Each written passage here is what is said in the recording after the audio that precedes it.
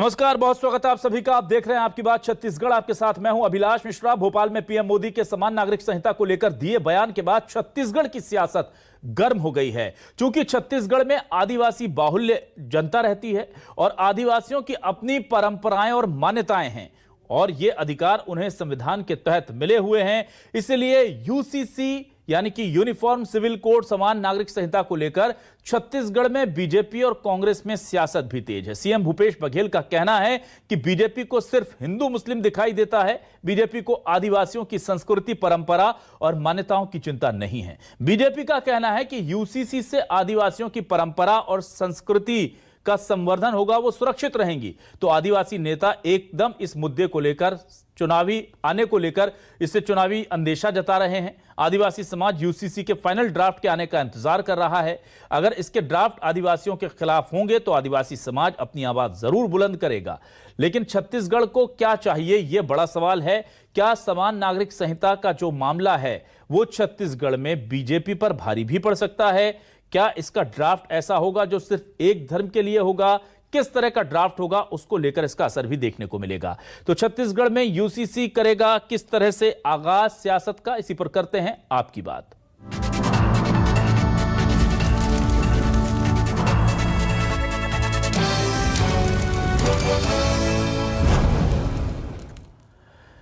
सबसे पहले पीएम मोदी ने क्या कहा था समान नागरिक संहिता को लेकर भोपाल में, आपको वो दिखा देते हैं कि यूनिफॉर्म सिविल कोड के नाम पर ऐसे लोगों को भड़काने का काम हो रहा है।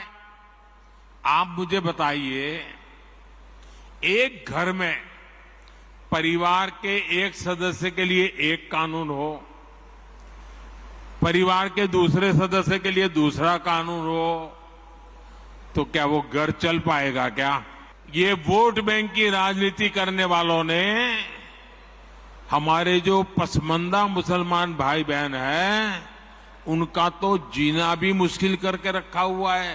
भाजपा देश के हर नागरिक के लिए सबका साथ, सबका विकास की भावना से काम कर रही है।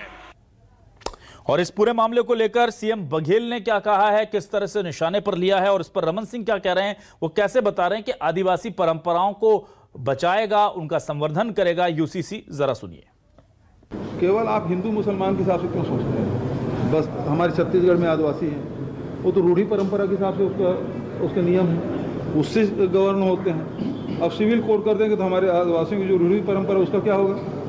तो ये केवल एक चीज़ नहीं है जिसके बारे में हम लोग चर्चा करें। बहुत सारे जातियाँ हैं जिसकी अपनी परंपरा है, उसके हिसाब से वो गवर्न करते हैं और संविधान में भी उसको कहीं न कहीं उसको मान्यता मिलती है। तो उन सब चीज़ों को हमको देखना पड़ेगा। केवल ये देश जो है विभिन्न जाति, विभिन्न धर्म, विभिन्न प्रांत से मिल के बना है। आदिवासी संस्कृति और आदिवासी परंपरा और यूनिफाइड सिविल कोड का जो मामला है, ये संस्कृति को संरक्षण देने के लिए, बचाने के लिए, संवर्धन करने के लिए है। किसी समाज को और समाज के किसी रीति नीति को बदलने के लिए कोई जो भी आज ये पूरे देश में कानून है, अलग अलग समाज के अलग अलग कानून हैं और मुझे लगता है कि ट्राइबल के कानूनों में, उनकी परंपराओं में कोई अलग से यूनिफाइड सिविल कोड का कोई असर नहीं। और आप सुनते हैं कि सर्व आदिवासी समाज से प्रदेश सचिव विनोद नागवंशी क्या कहते हैं और आदिवासी समाज का क्या नजरिया है इसे लेकर। लॉ कमीशन ने कॉमन सिविल कोड इस देश में बन पाएगा, इस पे संशय जाहिर किया था। अभी अचानक कैसे बन रहा है, ये एक चुनावी मुद्दा लग सकता है। आदिवासी समाज का इस देश में एक अलग प्रावधान किया है संविधान ने। आज भी आदिवासी समाज का कस्टमरी लॉ पे चलता है और उनकी रूढ़िजन्य परंपराओं को भी विधिक मान्य ताकत संविधान ने दिया है। जब कॉमन सिविल कोड बन के आएगा तो उसमें देखने का विषय होगा कि आदिवासियों के अधिकार के साथ कोई छेड़खानी तो नहीं हो रहा है। अगर ऐसा कुछ होता है तो अपना सर्व समाज अपना मत मजबूती से रखने के लिए बाध्य रहेगा। और आइए अब देखते हैं हमारे आज के सवाल क्या है। हमारे सवाल आपको दिखाते हैं और फिर डिबेट को आगे बढ़ाएंगे। हमारे सवाल, क्या छत्तीसगढ़ को चाहिए समान नागरिक संहिता? मुस्लिम के अलावा आदिवासी परंपरा का क्या होगा? क्योंकि ये मामला सिर्फ एक धर्म से जुड़ा नहीं है, परंपराओं से भी जुड़ा हुआ है। क्या आदिवासी परंपराओं में कुछ बदलाव होगा? नहीं होगा तो क्या फिर मुस्लिम समाज को नहीं लगेगा कि सिर्फ हमारे साथ हुआ? कांग्रेस बोली महंगाई बेरोजगारी से परहेज, बीजेपी का सिर्फ हिंदू मुस्लिम करने में है इंटरेस्ट। बीजेपी बोली आदिवासी परंपरा को बचाएगा यूसीसी, कांग्रेस को सिर्फ फैलाना है गलतफहमी। समान नागरिक संहिता पर छत्तीसगढ़ में फंसी बीजेपी, मुस्लिमों के साथ क्या नाराज होंगे आदिवासी? ये सबसे बड़ा सवाल है। ड्राफ्ट अभी आना बाकी है।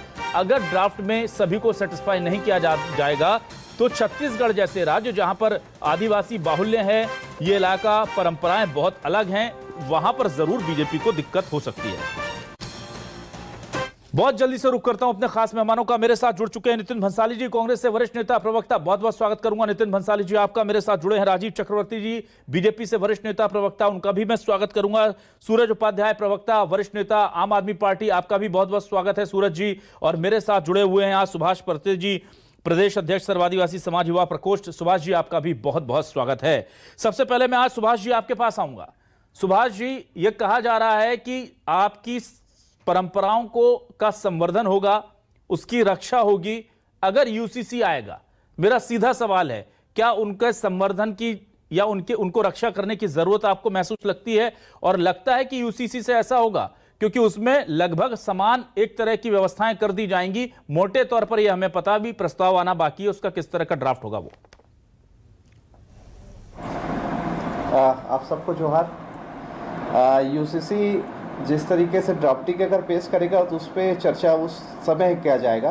अभी फिलहाल वो क्या ड्राफ्टिंग देते हैं ये विषय है, आने वाला विषय है। बाकी आपको एक चीज़ तो आप समझनी चाहिए कि विधि ने, संविधान ने हमें पूरा रूढ़िजन परंपरा के हिसाब से हमको पूरी अधिकार दिए हैं, जिसका आज तक भी क्रियान्वयन भारत की आज़ादी के बाद भी आज भी हम उसके लिए जद्दोजहद कर रहे हैं, अपने रूढ़िजन परंपरा को बचाने के लिए।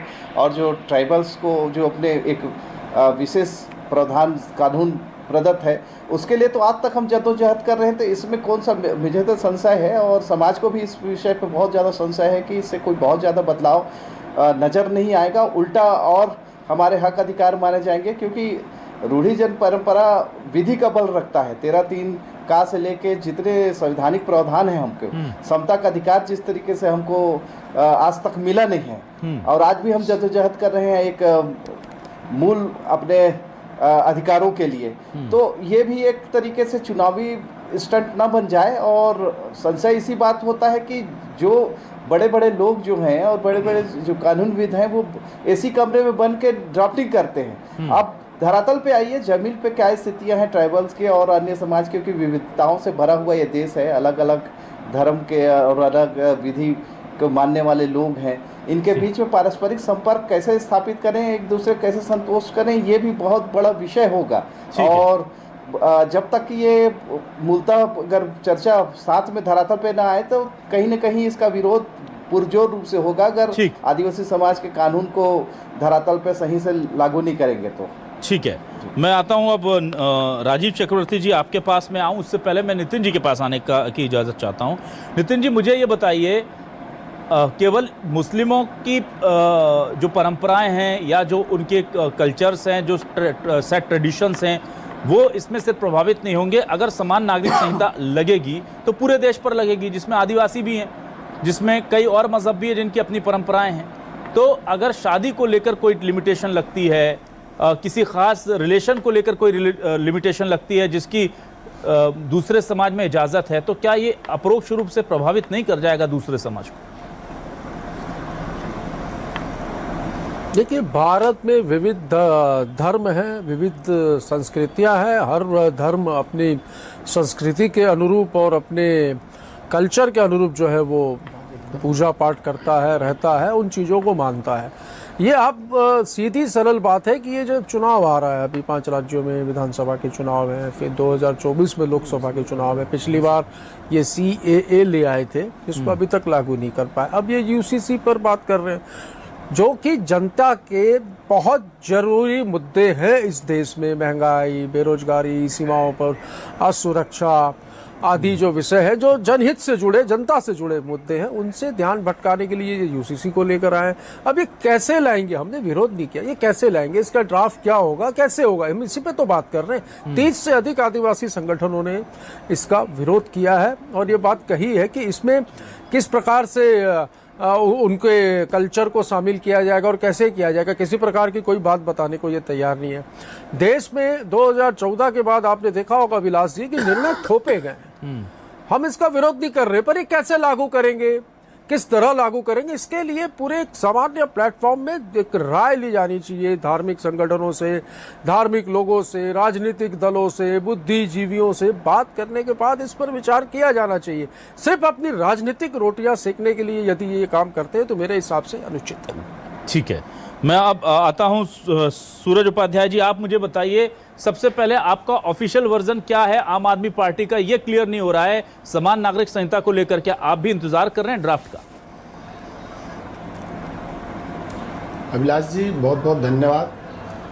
आम आदमी पार्टी यूनिफॉर्म सिविल कोड के पक्ष में है, आम आदमी पार्टी इसका समर्थन करती है, लेकिन आम आदमी पार्टी के कुछ कंसर्न हैं।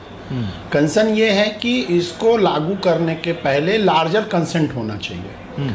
जिन लोगों को भी ये डाउट है कि उनके हित की रक्षा इसमें शायद नहीं हो पाएगी, सरकार को चाहिए कि उनको कॉन्फिडेंस मिले और कॉन्फिडेंस में लेके फिर आप यूसीसी को लागू कर सकते हैं। तो आम आदमी पार्टी यूसीसी के समर्थन करती है, लेकिन उसके पहले, लागू करने के पहले ऐसे लोग या आप अन्य राजनीतिक दल को, अन्य सामाजिक संगठनों को, ऐसे लोग जो इसको लेके कहीं असमंजस की स्थिति में हैं, उनको कॉन्फिडेंस में लेने के पक्ष में आम आदमी पार्टी है।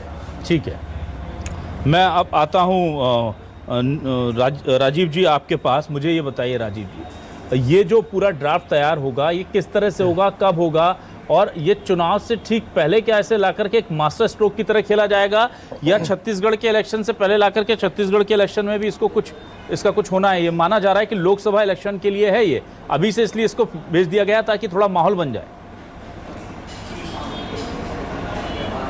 नहीं, देखिए अभिलाष जी, बहुत पहले वर्षों से जब देश का नया संविधान बना, और संविधान बनने के पहले 1947 में ही जब जम्मू कश्मीर में 2 विधान, 2 प्रधान, 2 निशान थे, तभी से हमारा एक बहुत बड़ा राष्ट्रीय मुद्दा था कि एक राष्ट्र 2 विधान 2 निशान कैसे हो सकता है, 2 प्रधान कैसे हो सकता है। तो उसके बाद आप देखिए कि कांग्रेस ने बड़े चतुराई से मुस्लिम पर्सनल लॉ एक्ट ले आया, हिंदू लॉ अलग ले आया। तो कांग्रेस पार्टी की मंशा थी कि एक विभाजन देश का हो गया और देश के लोग लगातार बटे रहे। और यदि अभिलाषी हम देखते हैं कि देश के लोग, हम अगर छोटी छोटी मुद्दे पर वैचारिक रूप से लड़ते हैं, जैसे सुभाष जी ने कहा कि हमारी परंपराओं का क्या होगा, तो वही तो खूबसूरती है।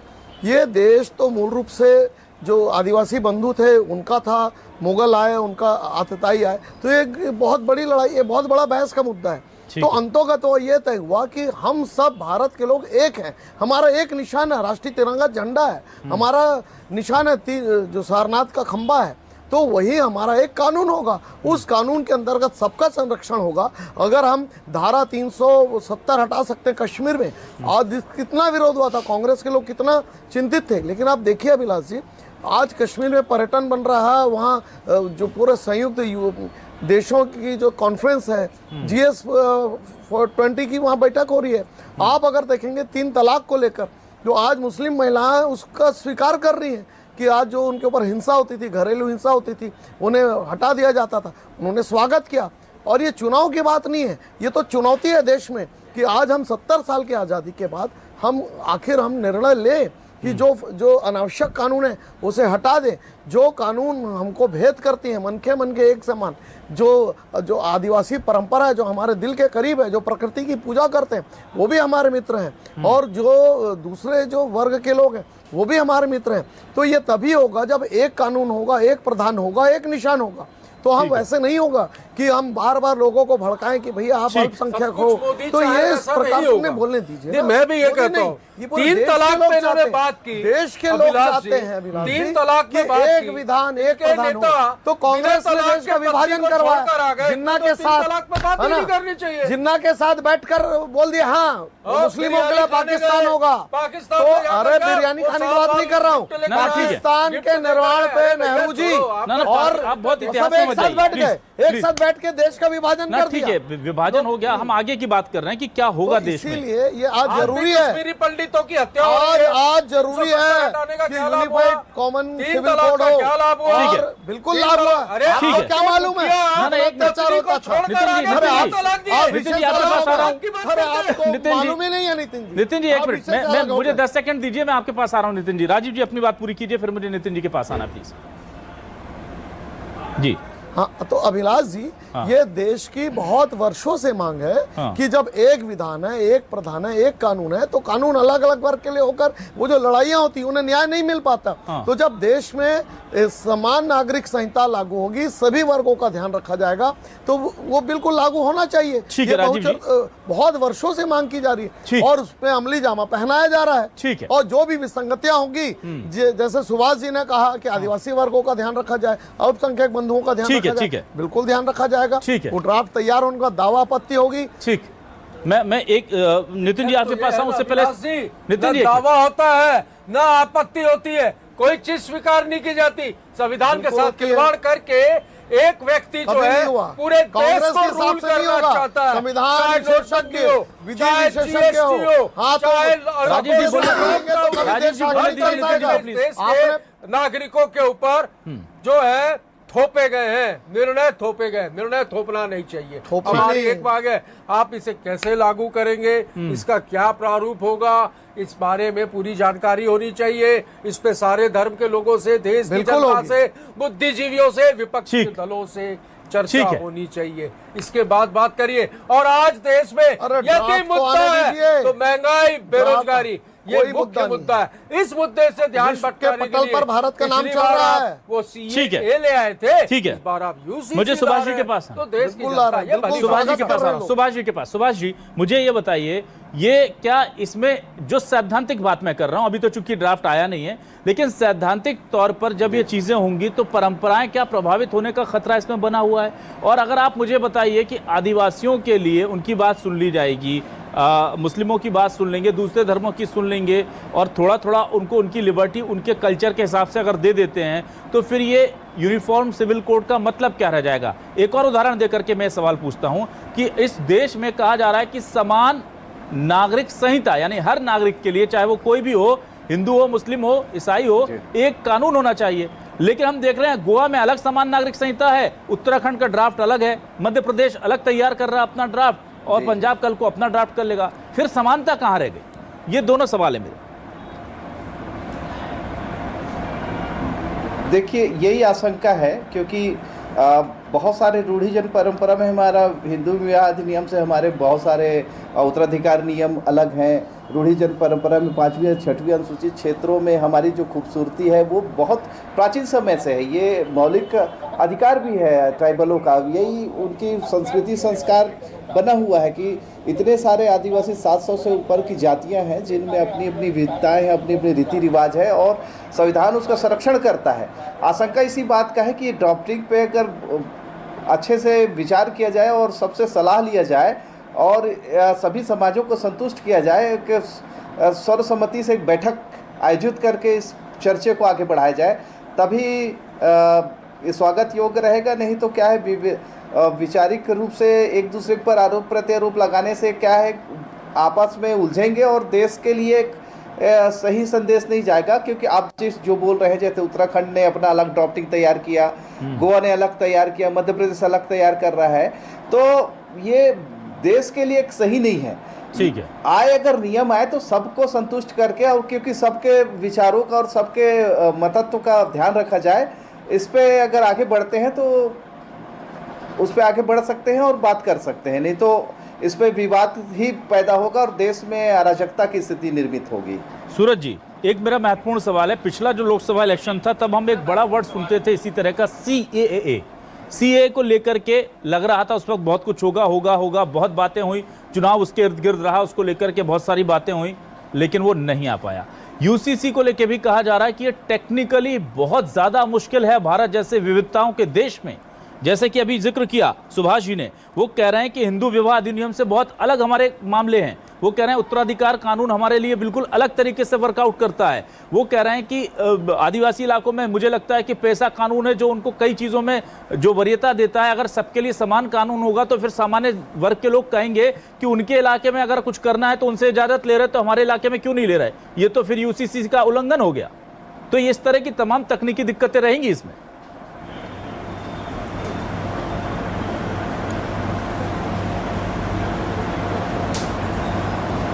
सूरज जी।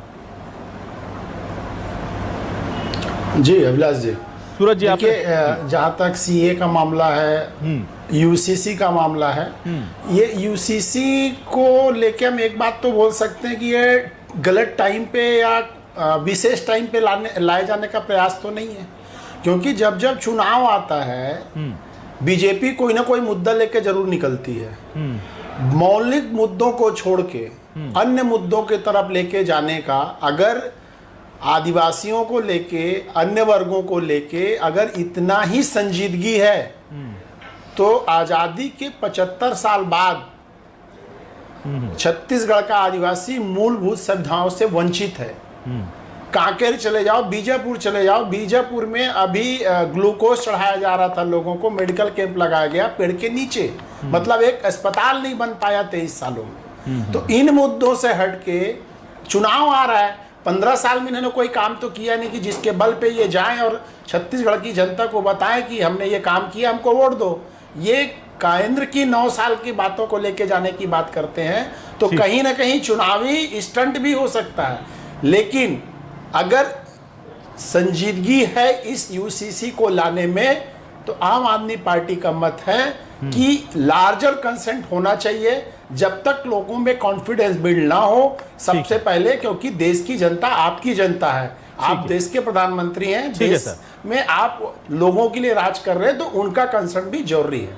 ठीक है, मैं आता हूं वापस राजीव जी आपके पास। उससे पहले मैं नितिन जी से एक सवाल ले लेता हूं जल्दी से, और फिर राजीव जी से कंक्लूजन कर। बहुत कम समय है, संक्षेप में आप बताइए, क्या आपको लगता है कि इस बार यूसीसी कम से कम लोकसभा चुनाव तक नहीं आ पाएगा, क्योंकि ड्राफ्ट बहुत कॉम्प्लिकेटेड है? आपको लगता है कि पॉलिटिकल फायदा देखते हुए बीजेपी से कर सकती है लागू? अभिलाष जी, पिछले चुनाव में सीएए पर भी इसी तरीके की बात मोदी जी ने की थी और भाजपा ने की थी। क्या आया? नहीं आया। ये सिर्फ चुनावी मुद्दा बनाया, चुनावी रोटियां सेकी, राजनीतिक रोटियां सेकी अपनी। अभी भी ये इसी प्रकार करेंगे, क्योंकि इनके पास ये ड्राफ्ट किस तरीके से लाएंगे, क्या होगा उसमें, न तो इन्होंने किसी से चर्चा की है, न किसी से बात की है। ड्राफ्ट में क्या होगा ये अंधेरे में रखा गया है। बिल्कुल 30 से अधिक आदिवासी संगठनों ने इसका विरोध किया है, और हमें चिंता है संस्कृति की, इस देश के धर्म की, क्योंकि भारत में विविध धर्म और विविध संस्कृति के लोग हैं। किस तरीके से इस नियम को, इस कानून को लागू किया जाएगा, ये जानकारी में सभी के होना चाहिए। ठीक है, ये कहते हैं, हम विरोध नहीं कर रहे हैं, पर जानकारी में होना चाहिए। थोपा गया निर्णय नहीं होना चाहिए। राजीव जी, आप कहते हैं कि आपने 370 देखिए हटाने की बात की थी और हटा दी, आपने सीए लाने की बात की थी, नहीं ला भी पाए। क्या इस बार भी ऐसे 50-50 मामला है या 100% श्योर है?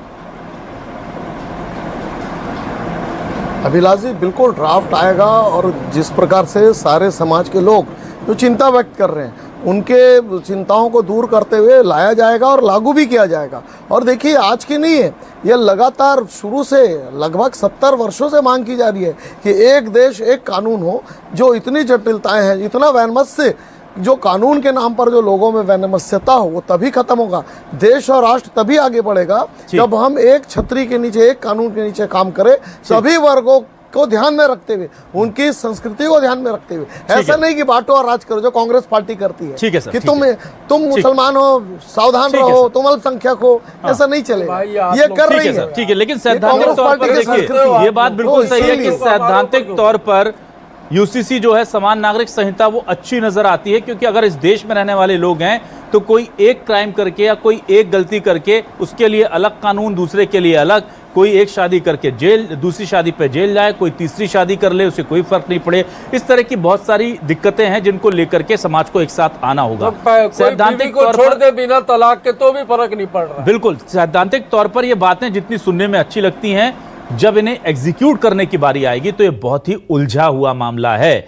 और बीजेपी जब इसे आगे बढ़ेगी इस ड्राफ्ट पर, तो वो तय करेगी कि इससे नफा ज्यादा है या नुकसान, और फिर उसके बाद ही तय होगा कि देश में समान नागरिक संहिता आएगी या सीएए की तरह ये सिर्फ एक मसला, मुद्दा, चुनावी स्टंट बनकर रह जाएगी। बहुत बहुत शुक्रिया नितिन भंसाली जी, राजीव चक्रवर्ती जी, सूरज उपाध्याय जी और सुभाष परते जी हमारे साथ जुड़ने के लिए। सभी मेहमानों का शुक्रिया। दर्शकों को नमस्कार।